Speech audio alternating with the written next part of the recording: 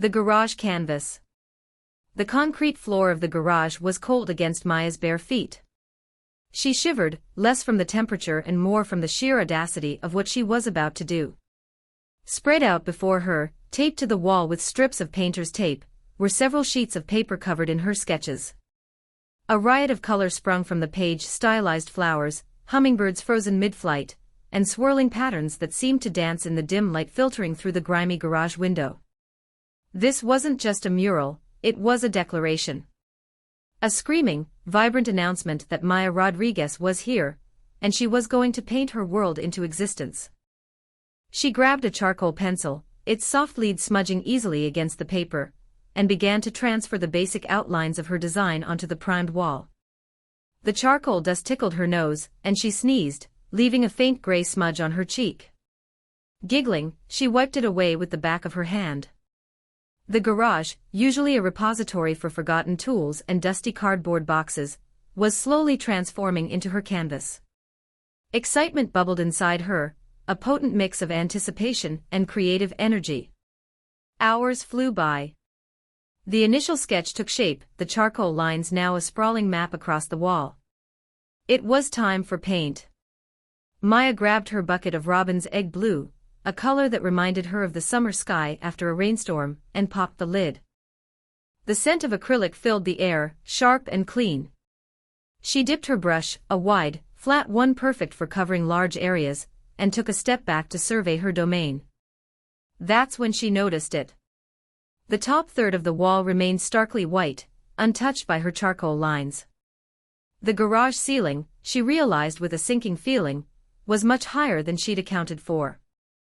Her little stepladder, the one she used to change light bulbs, wouldn't even come close. Frustration gnawed at her. She'd been so caught up in the design, the colors, the sheer joy of creation, that she'd overlooked something so basic. She slammed the lid back onto the paint bucket, the clang echoing in the suddenly cavernous space. Maya knew she needed a proper ladder, the kind that extended. But where was she going to get one? Her parents were out of town, and none of her friends lived nearby. Then, a thought, hesitant and slightly unwelcome, flickered in her mind: Mr. Peterson. Mr. Peterson, her next-door neighbor, was a man shrouded in mystery. He'd lived in the house for years, but Maya had barely exchanged more than a handful of words with him. He kept to himself, his yard meticulously manicured but devoid of any personal touches. Rumor had it he was a retired engineer, a widower who preferred the company of his books to people. He always seemed to be watching from behind the lace curtains of his living room window. The thought of approaching him made Maya's stomach churn. He seemed so unapproachable. But she was desperate. And she remembered seeing a long, aluminum ladder leaning against the side of his garage just last week. Swallowing her apprehension, Maya wiped her hands on her paint-stained jeans and took a deep breath. She couldn't let her fear of the unknown, her fear of rejection, stop her from creating. This mural was too important. She walked out of her garage and across the narrow strip of lawn that separated their houses, the setting sun casting long, distorted shadows behind her. Each step felt heavier than the last. She could see the ladder from here, glinting in the fading light, a beacon of possibility. An unexpected offer. The air hung thick and sweet with the scent of roses as Maya approached Mr. Peterson's garden. Each bloom seemed perfectly placed, each leaf gleaming, a stark contrast to the chaotic riot of wildflowers she favored. She hesitated at the edge of the meticulously trimmed lawn, suddenly feeling acutely aware of the paint splatters adorning her jeans. Taking a deep breath, she reminded herself that the mural wouldn't paint itself. He was kneeling amongst his prize-winning petunias, a trowel in his hand, his movements slow and deliberate.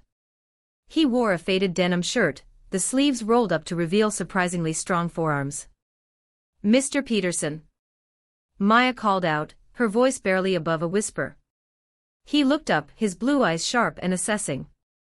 A hint of a smile played on his lips. Maya, isn't it?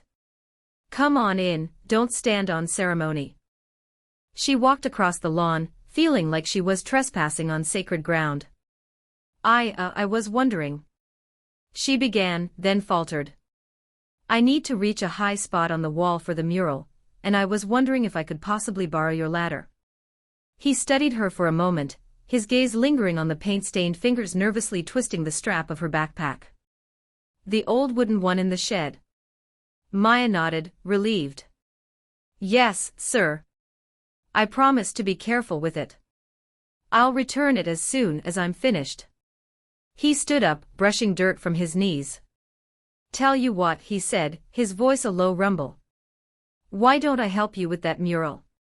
Maya blinked, completely taken aback. Help. But I wouldn't want to impose. And you have your garden. He waved a dismissive hand. The garden can wait. Clara always said I needed a project, something bigger. Besides, a glint of something unreadable flickered in his eyes. I haven't held a brush in years. Might be good for me. Maya stared at him, speechless. She'd imagined a gruff refusal, maybe a lecture about responsibility. She certainly hadn't anticipated this. Are you sure? I mean, it's just a bunch of kids' drawings blown up big. He chuckled, a dry, rusty sound. I've seen the sketches, Maya. There's more to it than that. Besides, he added, a hint of wistfulness in his voice, I used to do a little painting myself, back in the day. He turned towards the shed, the weathered wood of the ladder glinting faintly in the sun as he pulled it out. Let's get this show on the road. Lemonade and memories. The first strokes always felt the most daunting. Maya dipped her brush into a pool of sky blue, the color shockingly vibrant against the stark white wall. She hesitated, then with a deep breath, laid the paint down. A wide, sweeping arc, mimicking the curve of the distant mountains she'd sketched. Imperfect. Definitely imperfect. She added another stroke, trying to smooth the line, correct the wobble. Don't fight it, a voice startled her. Mr. Peterson stood a few feet away, holding a tray with 2 glasses of lemonade and a small, dusty box. The wall will tell you what it wants to be, if you just listen. Maya lowered her brush, her cheeks burning slightly. Easier said than done, Mr. Peterson.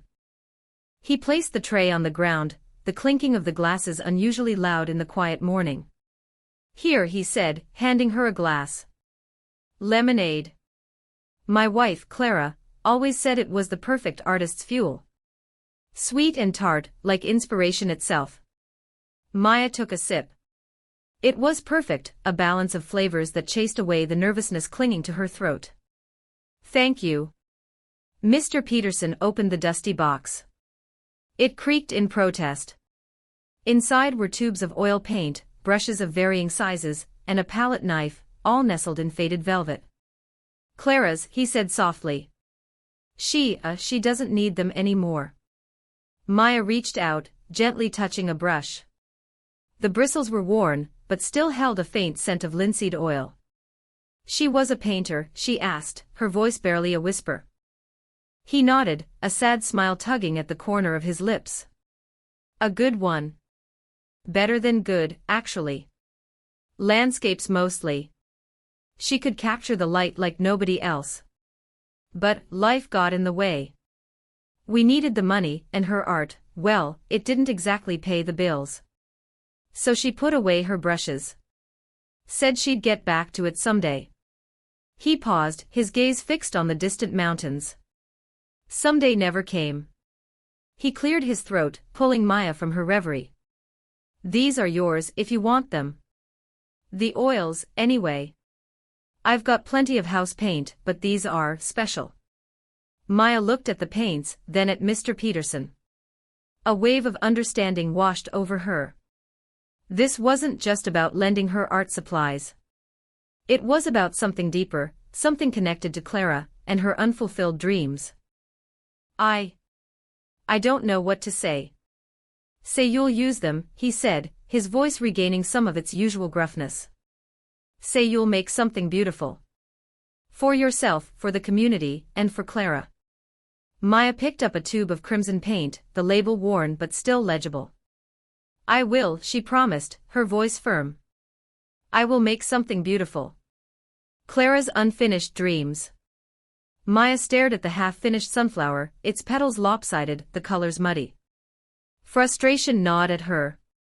She'd envisioned a vibrant, joyful bloom, but what stared back was pathetic. She scrubbed at the canvas with a turpentine-soaked rag, the cheerful yellow dissolving into a sickly green-brown sludge. Maybe Mr. Peterson was right. Maybe she wasn't good enough. A shadow fell across the mural. Mr. Peterson stood there, his face unreadable. He didn't say anything, just watched her destroy the sunflower. Finally, he sighed. "Come inside, Maya. I want to show you something." He led her into his cluttered study, a room overflowing with books and forgotten trinkets. The air smelled of old paper and pipe tobacco. He gestured to a dusty portfolio tucked beneath a stack of sheet music. These belonged to Clara. Maya carefully opened the portfolio. Inside were sketches, charcoal drawings of landscapes, delicate watercolor studies of flowers, and bold, colorful portraits of people she assumed were townspeople frozen in time. The art was raw, full of life and emotion.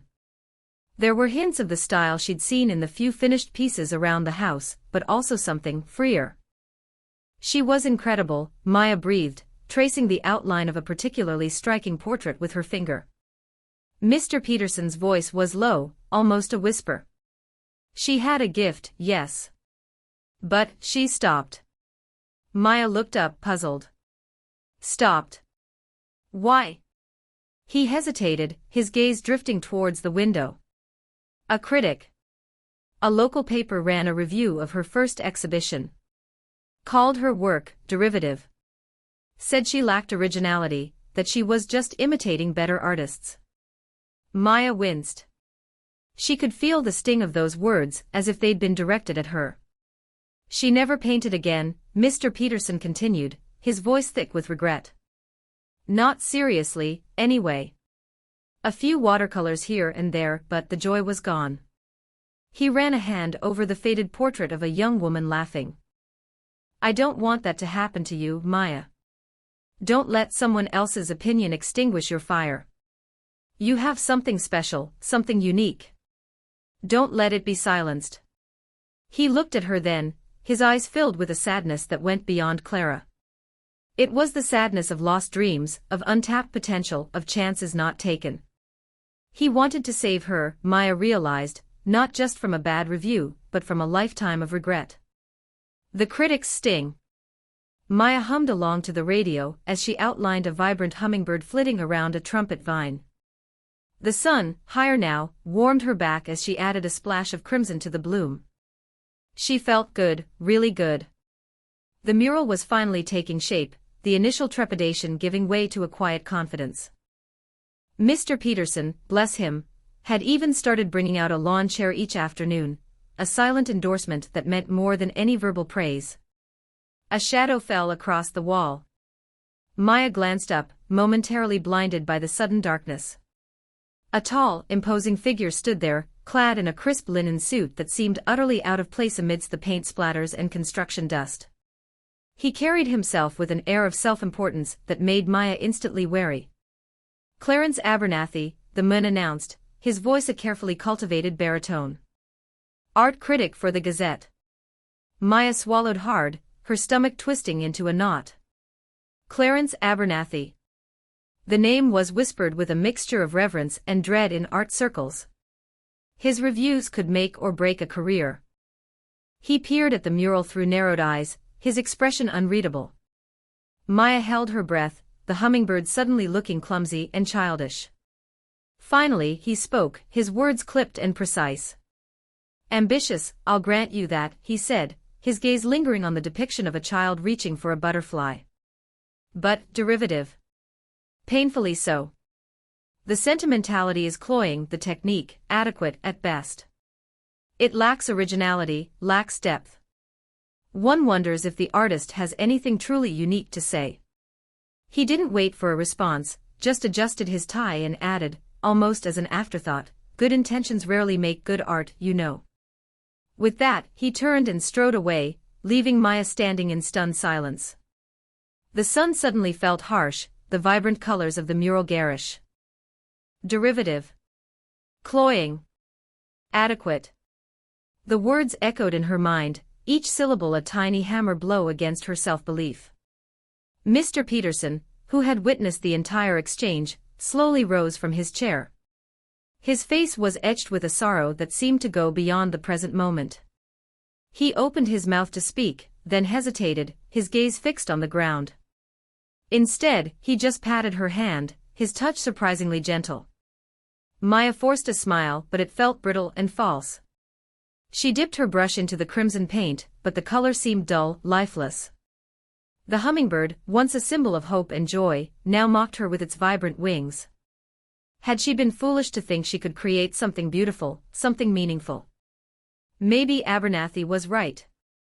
Maybe she was just another artist, lost in a sea of mediocrity, destined to repeat what had already been done.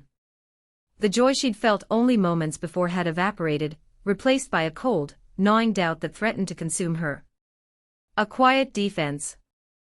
The air in the gallery felt thick, each whispered comment a small barb pricking Maya's skin. Clarence Abernathy, the critic whose name dripped with a reputation for evisceration, stood before her largest canvas, Urban Bloom, his brow a thundercloud above his spectacles. Derivative, he finally pronounced, the word echoing in the sudden hush. Technically proficient, perhaps, but utterly lacking in originality. One could find similar pieces mass-produced in any tourist trap. Maya's carefully constructed optimism crumbled. She wanted to argue, to explain the emotion poured into each brushstroke, the vibrant pulse of the city she'd tried to capture. But the words caught in her throat, replaced by a familiar, stinging self-doubt. She saw her dream, so bright just moments ago, dimming under the weight of his pronouncement. Mr. Peterson, who'd been silently observing from the periphery, shifted his weight. His hands, gnarled and calloused from years of working with wood, clenched slightly. He'd seen the light in Maya's eyes when she spoke of her art, the almost palpable energy that radiated from her when she worked. He recognized a kindred spirit, a soul pouring itself onto the canvas. He stepped forward, his usually stooped posture straightening. With all due respect, Mr. Abernathy, his voice, roughened by years of disuse, cut through the silence. I believe you've missed the point entirely. Clarence turned, his expression a mixture of annoyance and condescension. And you are? Arthur Peterson. I live next door to Miss Rodriguez. He paused, taking a deep breath. I've watched her work. This isn't just a pretty picture, it's a feeling. It's the way the light catches the fire escapes at sunset, the rumble of the subway beneath your feet, the resilience of life pushing through concrete. It's hopeful. Clarence scoffed. Hopeful? Sentimentality has no place in art, Mr. Peterson. It requires intellectual rigor, a critical eye. And what is more rigorous, Mr. Peterson countered, his voice gaining strength, than capturing the raw emotion of a place? Then daring to find beauty where others see only decay. He gestured towards the canvas. Look closer, Mr. Abernathy. See the layers, the textures. It's not a perfect imitation, it's an interpretation, a conversation. And a damn good one at that. Maya stared at Mr. Peterson, her heart pounding. She'd never seen him like this, so impassioned, so alive. It was as if a dam had broken, releasing a torrent of pent-up emotion. She saw a flicker of his late wife, Clara, in his eyes, that same fierce protectiveness she always had when defending his woodworking. Clarence, visibly taken aback by Mr. Peterson's unexpected defense, sputtered, "Well, I..." He adjusted his glasses, his gaze darting around the room, clearly uncomfortable under the sudden scrutiny. He opened his mouth to speak, then seemed to think better of it, his usual bombastic pronouncements replaced by a mumbled, "Perhaps I was hasty." With a final, fleeting glance at Maya, he turned and retreated into the crowd, leaving a stunned silence in his wake. Inspired anew. The scent of linseed oil and turpentine still clung to Maya's clothes as she walked home, a ghost of the studio clinging to her like a promise. Mr. Peterson's words echoed in her mind, a quiet counterpoint to the cacophony of self-doubt that had threatened to drown her only days ago. She saw the world differently, he'd said of Clara. And she wasn't afraid to show it. Maya unlocked her apartment and tossed her bag onto the worn armchair. The small space felt unfamiliar, charged with a new energy that hummed beneath the surface. She made a cup of chamomile tea, the steam warming her face as she sank onto the floor, pulling Clara's sketchbook onto her lap. The pages were filled with a riot of color and form. Not just sketches of landscapes or portraits, but explosions of emotion rendered in swirling lines and vibrant hues. One page showed a woman dancing in the rain, the raindrops transformed into shimmering jewels cascading around her. Another depicted a cityscape at sunset, the buildings melting into a fiery orange sky. Clara hadn't just painted what she saw, she'd painted how she felt. Maya traced a finger along the rough paper, feeling the ghost of Clara's touch. She noticed something she hadn't before: the way Clara used texture. Impasto, thick layers of paint built up to create a three-dimensional effect, giving the images a tactile quality. Maya had been so focused on replicating reality, she'd forgotten that paint itself could be a language. An idea began to blossom in her mind, tentative at first, then growing with each page she turned. The mural. It didn't have to be a perfect replica of the neighborhood. It could be a celebration of its spirit, its resilience, its hidden beauty. She could use Clara's techniques to bring the painting to life, to capture the feeling of the community rather than just its appearance. The next morning, Maya practically ran to the community center. The cool air nipped at her cheeks, but a fire burned inside her, fueled by inspiration and a renewed sense of purpose. As she approached the mural, she saw it with fresh eyes. The brick wall was no longer a daunting canvas, but a playground for her imagination. She grabbed a palette knife and a tube of cadmium yellow, squeezing a generous dollop onto her palette. Instead of meticulously blending the color, she applied it directly to the wall in thick, textured strokes, mimicking the way Clara had captured the light in her sunset paintings. She worked quickly, intuitively, letting the paint guide her hand. She added dabs of crimson and ochre, building up layers of color and texture. The mural began to transform. The flat, lifeless surface began to ripple with energy, reflecting the vibrant spirit of the neighborhood.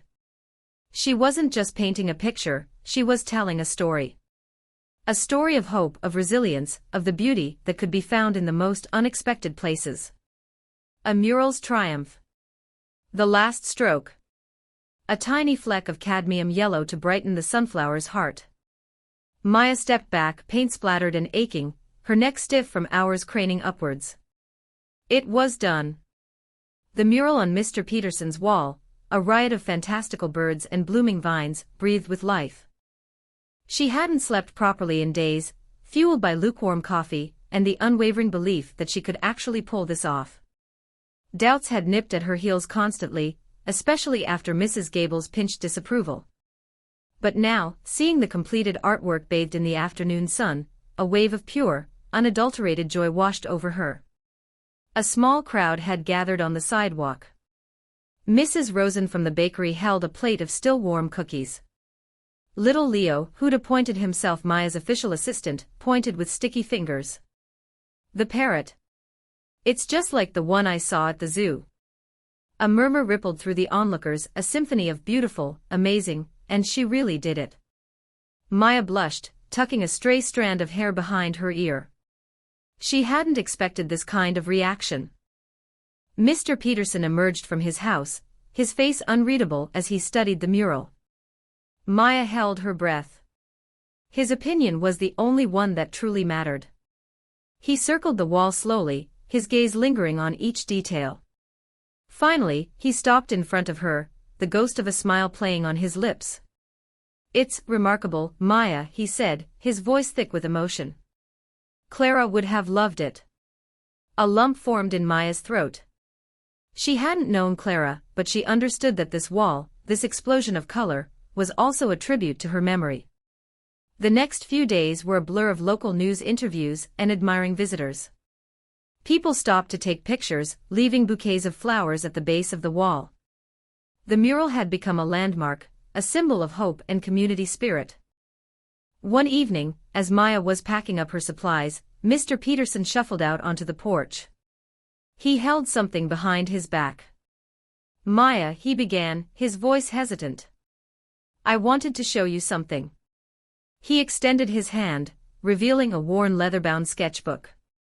Inside were charcoal sketches of birds, flowers, and landscapes.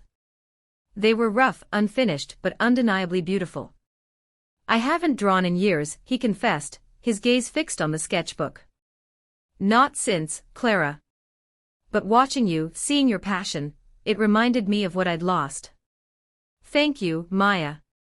You've given me something back. He cleared his throat, a rare display of vulnerability. Maybe you could give me some pointers. Maya grinned, her heart swelling with happiness. I'd love to, Mr. Peterson. Absolutely. A shared canvas. The garage, usually a chaotic repository of forgotten projects and dusty tools, had been transformed. Strands of fairy lights cast a warm glow on the freshly painted walls, now a soft cream, instead of the original, chipped battleship gray. Maya adjusted a small spotlight, its beam catching the vibrant colors of her mural. It felt surreal, seeing it displayed like this, a far cry from the alley wall where it had begun. Mr. Peterson arrived carrying a large, flat package wrapped in brown paper. He shuffled slightly, his usual tweed jacket looking almost festive. Hope I'm not late, he mumbled, his gaze darting around the transformed space. Never, Maya said, her smile wide. Just in time to help me hang these. She gestured to the bare section of the wall reserved for his sketches. A nervous flutter danced in her stomach. What would people think? Would they even come? Carefully, they unwrapped the package. Mr. Peterson's sketches, charcoal on heavy paper, were breathtaking. Landscapes, portraits, fleeting moments captured with a practiced hand she hadn't known he possessed.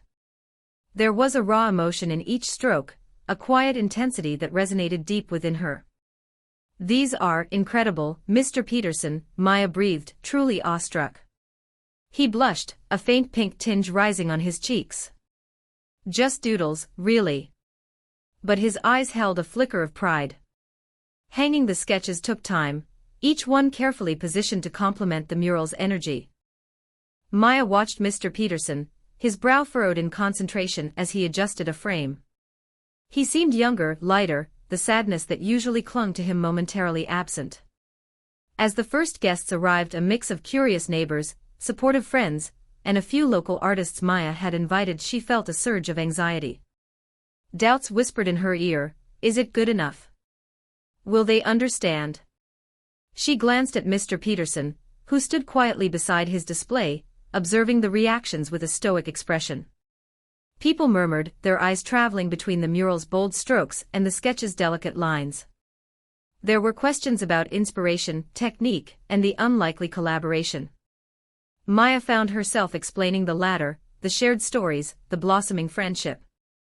Later, as the evening wound down and the last of the guests departed, Maya and Mr. Peterson stood amidst the remnants of the exhibition, empty glasses, scattered programs, and lingering conversations. They liked it, Mr. Peterson said, a hint of surprise in his voice. Maya grinned.